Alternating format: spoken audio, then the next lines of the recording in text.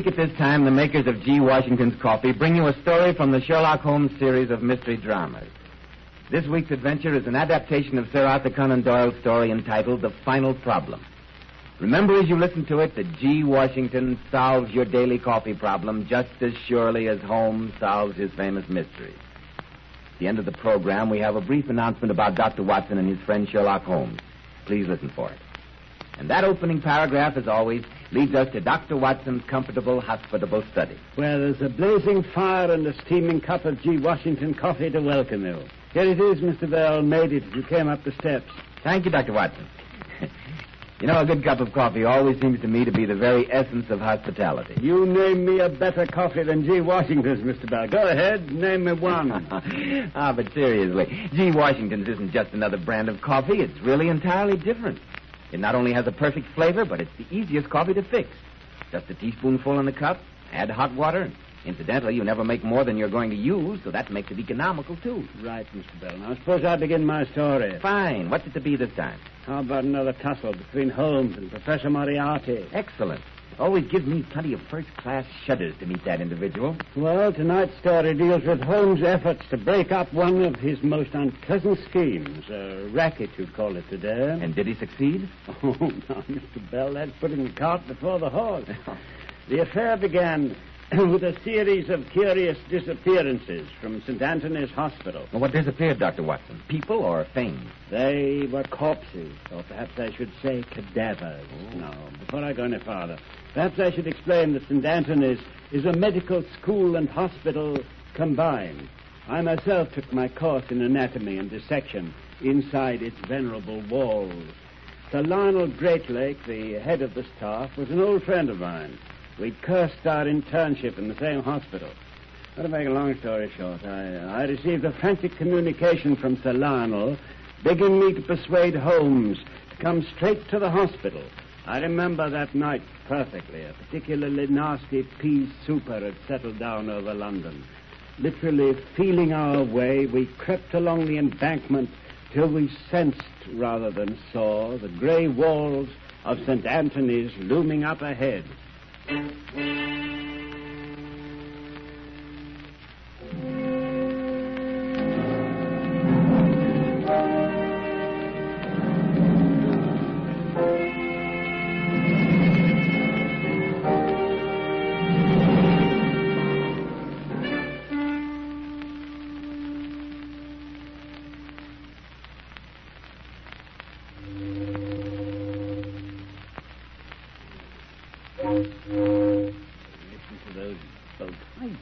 Foghorns always have to sound so mournful. Well, Watson, you would insist on coming tonight. No, the staff entrance should be somewhere along here. And here it is. I stumbled over the doorstep. Where is that infernal bell? Oh, and here we are. I hope the night watchman hasn't gone off in his rounds. No, someone's opening the door. Thank you, Watson. The fog, I can't see very clearly. No, it's me right enough, Leo. I brought Sherlock Holmes along with me. Oh, thank heavens. Come in. Holmes, this is my old friend, Lionel Greatlake. Ah, delighted. Honored, and I may say grateful and relieved. This is the 6th theft inside of a month, Mr. Holmes. It's got the place in an uproar. Nurses having hysterics, patients insist on going home. I take it you're alluding to the cadavers which have been stolen recently. Yes, Mr. Holmes, you know how jealous a hospital is of its reputation. The least little bit of scandal Oh, cheer up, Leo. Maybe it's just a prank of one of the lads. You know what medical students are. No, that's what I thought when we found the first body missing 4 weeks ago. But now that 5 have been stolen, oh, no, that's carrying a joke too far. They tried to get away with another this evening. Really? I just happened to drop into the dissecting room in time to stop it. The minute I opened the door, I knew someone was in there, but he slipped out the side way before I could light the gas. But come and see for yourself. Follow me. The laboratories are in this wing. Oh, mausoleum. Looks familiar, Leo. Remember when we used to sneak a forbidden smoke behind that broom closet? I wish to heaven life were as simple nowadays. Deuced place is like a beehive, buzzing with suspicion. No wonder we've been able to keep it out of the papers. Here we are. Just 1 second till I unlock the door. That's it. Now, just let me turn up the gas. Well, there we are. Quite impressive. I see you have all the latest improvements. Oh, that gentleman in the corner. I take it he was the object of tonight's attempted abduction. Yes, Mr. Holmes, that's the corpse. Splendid specimen, too. Face a bit the worse for wear. Otherwise, a splendid body. Yes, we're most anxious not to lose him. He must be fairly recent. I see there have been no injections of the preserving fluid. Quite right, Mr. Holmes. He died only this afternoon. And the other stolen bodies? They have been duly preserved, I suppose. Well, no. Now that you mention it, they were all stolen before being treated. Curious, eh, Watson? Well, I don't know. I suppose if you're going to be a body snatcher, you might as well take fresh ones. You'll pardon me if I rummage around a bit, Sir Lionel? Of course, of course. Yes, I can carry on my interrogations and my investigations at the same time. Oh, there. My lens needs polishing. Now then, male or female? What? The stolen bodies, were they male or female? Oh, male, all of them. You don't say. Interesting, eh, Watson? You mean you think the thief's a woman hater? Well, I wouldn't go so far as that. What age are the missing corpses? Oh, I don't know. Middling, I should say. Remarkably good lot of bodies, though. No marked defects, I mean. Here's a lad who's been careless about cleaning his instruments. Oh, that'll be Potter. Has some girl on his mind. Can't wait to get washed up and away. I see. And you found this specimen out here after the thief was scared off, huh? I take it the cadavers aren't usually left lying about. Oh, certainly not. They're kept in that long steel cabinet over there. Can't be too careful, you know. Have to be rats in a building as old as this.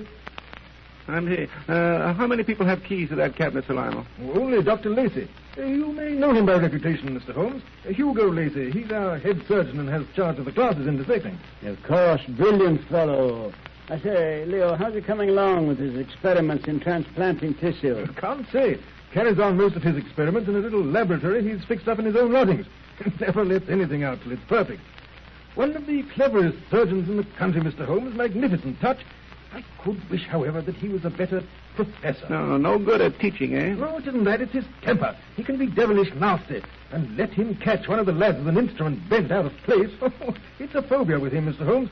A place for everything and everything in its place. I trust young Potter sets his things to right before Lacey sees them. Oh, this is the door through which the thief escaped, I take it. Yes, I bolted it on the inside, as you can see. Well, that's that. I think I've seen all there is to see. Found anything, Holmes? Yes. There's what you might call an overabundance of clues. Too many to permit of any intelligent deductions. What do you mean? Well, 14 sets of fingerprints, for instance. And in the dust, under that operating table alone, I found shreds of 5 different types of tobacco. Dear me, I'm afraid Mrs. Pratt is getting careless again. Oh, she's the cleaning woman, Mr. Holmes. Dr. Lacey is always complaining that she's inefficient. Well, Mr. Holmes, if you've finished your investigation, perhaps you can advise us how we should act in this matter. Now, before I do that, suppose we come to an understanding. Would you be satisfied merely to stop the thefts, or do you want to know who is responsible for the missing corpses? We must find out everything, Mr. Holmes. Who and what and how and why. A mystery of any kind is most demoralizing for a hospital. Well, in that case, we should do nothing further. Oh, but Holmes... We shall do nothing further tonight. But aren't you going to set a watch on If this we room? did, the criminal wouldn't show up. You may take my word for it, Sir Lionel. The man who has been stealing your cadavers is thoroughly acquainted with the workings of this hospital. Look here, Mr. Holmes. If we don't set a guard on this room, he may steal this body, too. I sincerely hope so. Well, no use making things too easy for him. At least we can put the body back in the cabinet. Unfortunately, that won't be possible. We can't open it. The cabinet has a spring lock. The thief slammed it after him. Oh, dear. What will Lacey say when he finds this corpse out here in the morning? Well, I don't think there's much danger of that, Sir Lionel. Really, Mr. Holmes, I'm disappointed. I must say I hoped you would be more helpful. Well, there's one thing we can do for you before we leave, eh, Watson? No, what? Well, we can make up for Mrs. Clutt's deficiencies. If you'll get us a couple of old rags, Sir Lionel, I think Watson and I can go over this room in no time. Holmes, have you gone out of your mind? Not at all, my dear Watson, not at all. It's most important that everything should be neat and tidy.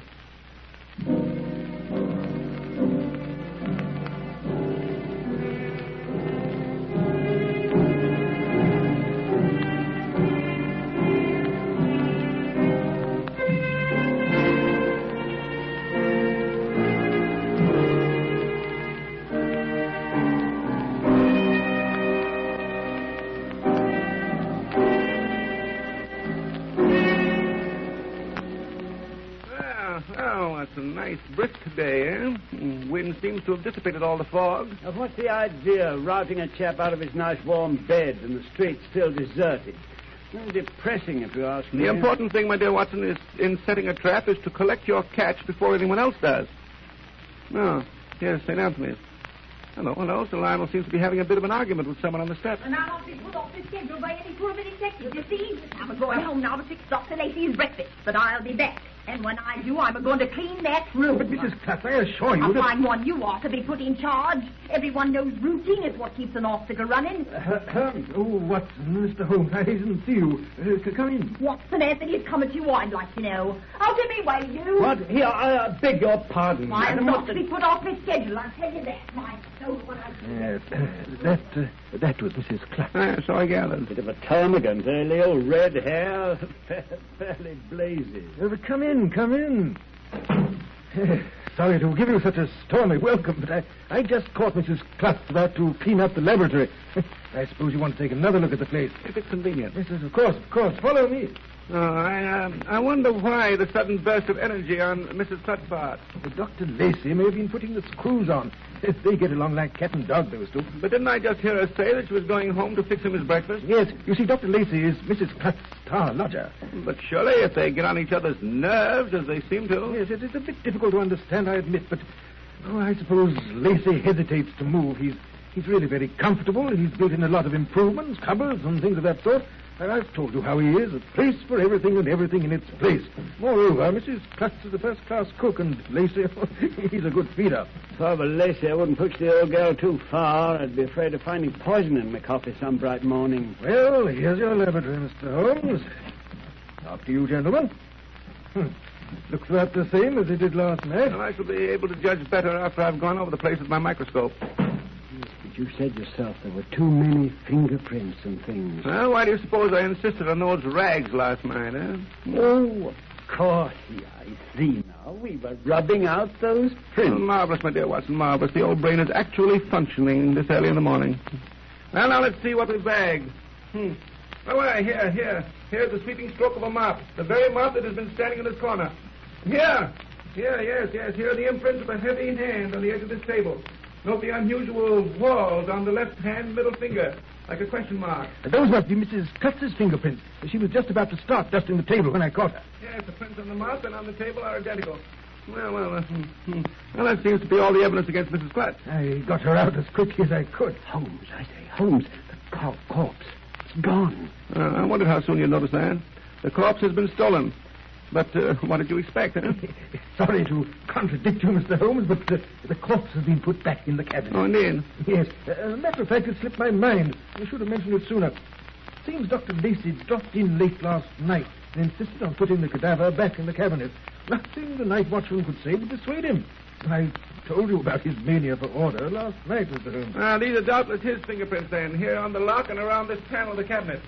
Yes, typical surgeon's hands. Long, sensitive fingers, but strong. Tips slightly spatulate. Yes, that's Lacey right enough. But, Holmes, aren't you going to look inside the cabinet? Well, I suppose we might as well if Sir Lionel can provide us with the key. Certainly. Lacey left his with the night watchman. Here we are.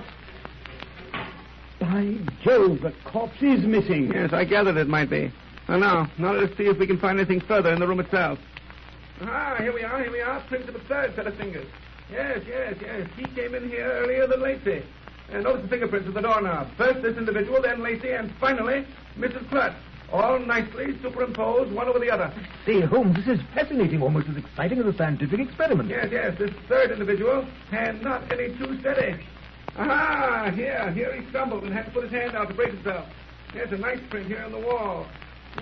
He moves over to this jar of alcohol. He removes the cover. Then he puts it back again. And here he staggers out. You mean he was intoxicated? Beautifully. Yes, but I don't understand. Why in thunder did he come poking around here in the middle of the night? Well, Watson, have you no recollection of your own green salad days? Didn't you ever sneak a bit of laboratory's alcohol to help out a celebration that had suddenly gone dry? One of the students, eh? Any idea which one, Mr. Holmes? Well, I think I can make a guess, but I don't intend to. The boy isn't mixed up in this body snatching. The corpse was here when he left. His prints are under Lacey's on the doorknob. I beg your pardon, Mr. Lang. What is it, Potter? I just thought I'd slip in and polish up my instruments before those petticoats get... I beg your pardon, sir. Before Dr. Lacey gets to look at them. I'll come back later. Oh, not at all. Come right in. We're just leaving. Yes, but Holmes, we haven't discovered anything. Oh, but we have, Watson, we have. We know for sure that either Lacey or Mrs. Clutz is involved in this business. Possibly both. Yes. I suggest we go to pay the Klutz Ménage a visit. Well, I'll be glad to take you over myself. What are you? You look a bit fagged this morning. I'm all right, sir. A bit liverish, that's all. Well, don't let it get you down. Come along, Watson. So, Mr. Potter. Yes, sir? Well, they tell me tomato juice is an excellent antidote for raw alcohol.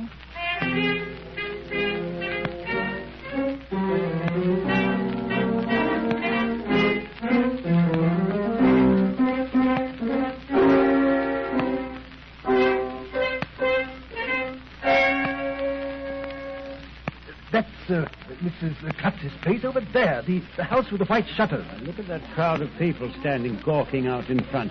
I say, looks like something's happened. Yes. There's my favorite watchdog of the law, Inspector Lestrade of Scotland Yard, standing in the doorway looking important. Oh, hello, Lestrade. What's up, eh? Plenty. A woman by the name of Klutz has just murdered her lodger, Dr. Lacey. Yeah, I told you she'd do it someday. Any unusual details? No, open and shut case. First she stabs him with a kitchen knife, then she throws the body, clothes and all, into a vat of nitric acid this bloke was keeping in his dressing room. Indeed. Any objections if I come in and take a look around? All right. But I tell you, this case is open and shut. But come in. Body's in first room, head of the stairs. It's not nice, but if you want to look, go ahead. I got to stay here. Oh, thanks. What a vile odor. Yes. Chemical smell, plus something else. Oh, that'll be the acid. Look out. Stairs are dark. Holmes. Can you hear that noise? Like something bubbling and frying? Yes. That's the acid working on the body. Of course. That smell is acid and fat dissolving. Right. Yes, this must be the room. Oh, good morning, Jenkins. Good morning. Lestrade set you here to guard the body, eh? Yes, sir. This air, too. Oh, Jenkins, I think you might open another window. Get a draft through here. Yes, sir. Now, Watson, if you'll bring me that jug labeled olive oil, you may as well stop the action of this acid. You're right. Yes, sir. Pour it right into the tub. As Lestrade said, the remains are not exactly attractive. I wonder, Sir Lionel, if you could bring yourself to identify Dr. Lacey. Oh, certainly, Mr. Holmes. I'm a medical man. I'm quite used to... Yes, it is rather horrible. Tastes almost entirely eaten away. But the dark hair, what there's left of it, and the clothes and that ring, he never could get it off his little finger. Yes, I think we may safely say that it's Lacey, poor devil. Oh, Jenkins, how was he killed? Kitchen knife on the table there. Mrs. Klutz's fingerprints plain as day. So Lestrade has been persuaded the value of fingerprints, eh? Dear, the world does progress. Yes. These are Mrs. Klutz's prints, all right. Hey there, Joe. I'm here. Bring Mrs. Klutz along. Why didn't you go? Take your dirty hands off me. I didn't kill him. He was dead when I come in. He was dead, I tell you. None of your lip and get going. Lestrade, just a moment. I'd like to ask this lady a few questions. He was dead when I found him. Is it likely I'd have called in the police if I'd have done it? Oh, you called in the police. Well, that she did. Leaning out the window, screaming bloody murder. Oh, any idea who could have killed Dr. Lacey, Mrs. Klutz? No, sir. I ain't been home all night. On account of my sister's having a baby. I went straight from Merkley to the hospital. Oh, you had any chance to check up on that, Lestrade? Oh, that's straight enough, but she'd been home at least 20 minutes before she called the police. Time to murder half a dozen doctors. I didn't do it, I tell you. Now, you know, Lestrade, it's just possible that Mrs. Klutz may be right. Huh? You see, it would take several hours for acid to dissolve the corpse as far as this. What of it? Her fingerprints are on the knife. That's enough for me. Hers and no one else's. And why shouldn't me fingerprints be on that knife? It's my own kitchen knife, ain't it? Well, that knife, suppose we look at it again. Now, what in blazes good? Notice the order of the fingerprints, for instance. Thumb and forefinger near the blade end of the handle. Now, suppose you take this pocket knife of mine and pretend to stab me with it. Obviously, just a lot of... all right. There, now, you see? Notice the way you hold it? Thumb against the outer end, little finger next to the blade. In other words, the grip for using a knife for kitchen work and for stabbing are exactly reversed. Dr. Lacey was not stabbed with this knife at all. It was put here by someone to incriminate Mrs. Klutz. Yes, but if she didn't do it, who did? Someone who wanted to get rid of her. You any idea who that could have been, Mrs. Klutz? No, sir. That I haven't. The only person mean enough to do a thing like this is that son of a gun, Lacey. And he's dead now, Lord rest his soul. Oh, dearie me, it's not bad enough having a murder in my own house and then losing my best lodger. But the police have to go accusing me on top of it all. Like as not, I'll never get another tenant of these rooms. Oh, dearie me. And all that is so much froth, my dear Mrs. Klutz, compared to the real danger you're in. What's that? The murderer. He's still at large. and he isn't exactly fond of you. I think I'll just drop in from time to time to make sure you haven't been murdered in your bed.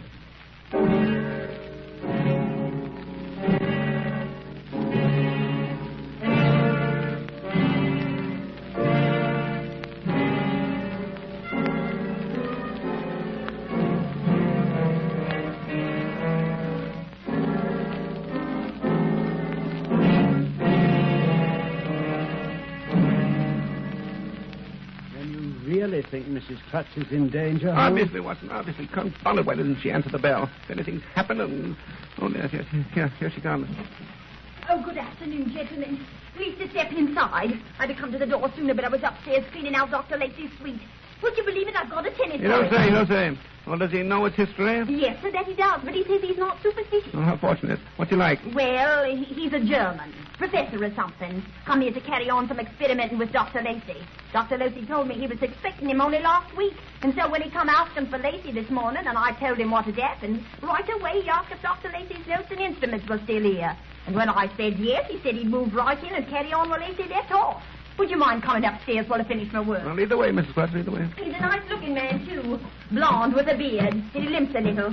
Oh, it'll be a relief, I tell you, after that, Lacey. He was getting queerer and queerer going out at all hours of the night. I declare I was on the verge of telling the police to keep an eye on him more than once.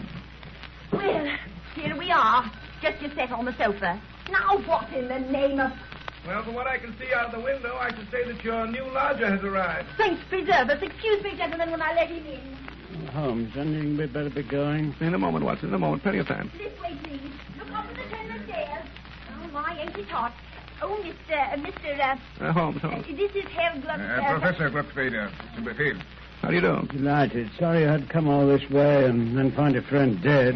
He is no friend. He is what you call a colleague. Mrs. Clutch, the portmanteau on the bed, please. Yes, Well, I know Mrs. Clutch will make her comfortable. I trust you had better luck than Dr. Come, Watson, come. We must be going. You see, Professor Gluckfeder, we were the detectives on this case. Don't you have found? Nothing, I'm afraid, nothing. These are my notes on the case. I'm really rather ashamed of them. Would you mind if I burn them here in your fireplace? Oh, not at all. Thank you. Oh, dear me. I don't seem to have a match. 1 moment, I'll get you some here in the drawer of this table. Here you are. A nice little box. Thank you, Dr. Lacey. Huh? I thought you would know where to find them. A place for everything and everything in its place. Yes, I was sure you would be drawn back to these rooms. Me? You think I am Dr. Lacey? He is dead, murdered. No, that wasn't Dr. Lacey in that tub of acid. It was one of the bodies he had stolen from St. Anthony's. It had a rather curious conformation of the bones of the right foot. I'd seen it the night before, so of course I recognized it. Your misfortune, Dr. Lacey. But his foot, sir. What is all this rubbish? And you see, it came to my attention not long ago that Professor Moriarty was getting in touch with quite a number of heavily insured businessmen. One after another, these men died. But by and by, the insurance companies became suspicious. I was told to investigate. I discovered that on several occasions, Professor Moriarty had called on Dr. Lacey. Dr. Lacey, who was experimenting with facial surgery. Dr. Lacey, who had access to any number of corpses from St. Anthony's. Well, in time, I began to suspect that Dr. Lacey was working on these dead bodies and transforming them so they would look like the gentlemen who wished to collect their insurance. Professor Moriarty made a handsome profit, I believe. Unfortunately, though, I couldn't prove my theory. It is crazy. No one would believe it. Oh, so I found. Then what good does it do you? Just this. When you're in prison, the whole scheme will fall to the ground. I am not Dr. Lacey. You have no proof. There you are wrong, sir. This little matchbox which you just handed me contains all the proof that I need. On it is a set of fingerprints, which is identical with some on the cabinet door in the laboratory of St. Anthony's. And those fingerprints are known to be Dr. Lacey's. Holmes, it's magnificent. Elemental. Phenomenal. Elemental, my dear Watson, elemental.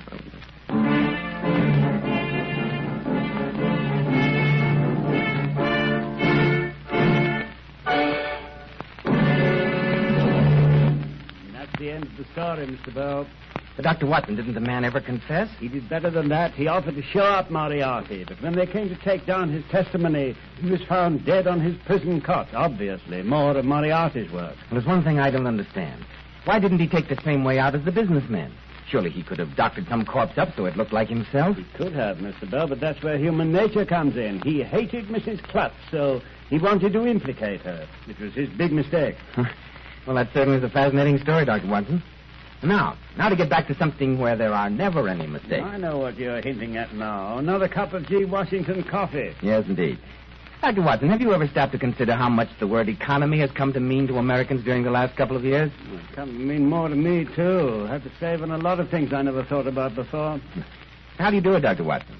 Does it mean giving up all the good things in life and using cheaper quality? Not at all, Mr. Bell. I still keep to the good things, but I'm a little more careful how I use them.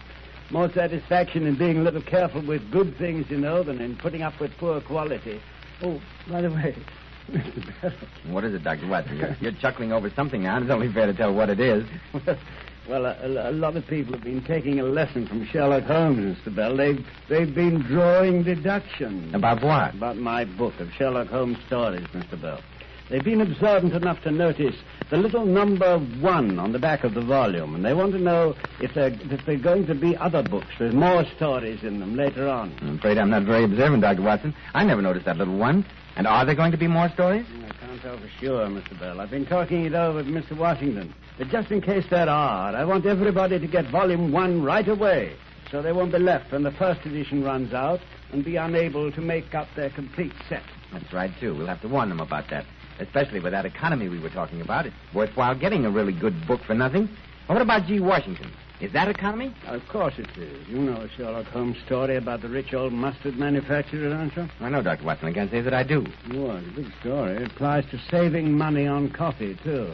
It seems a smart young man, who thought he was smart anyway, asked the Mustard King if he really made all his money out of the little bit of mustard people use on their food. And what did he say? He said no. He said he made most of it out of the mustard people leave on their plates. And that's just the way it is with coffee, or ordinary coffee, anyway. You mean the real expense is not what you drink, but what you waste? Exactly, and that's where G. Washington saves. There's no waste. You only make what you want, and yet you can have all you want. Well, that sounds like economy, all right. Ladies and gentlemen, Dr. Watson and I want you to test G. Washington economy. Get a 4-ounce can right away. Don't be afraid of the size of the can or the price. G. Washington is economical because it ends waste. And as a special inducement, why, Dr. Watson will give you one of his books of 7 Sherlock Holmes stories. Just print your name and address on the back of a label from your 4-ounce can and send it to Morristown, New Jersey.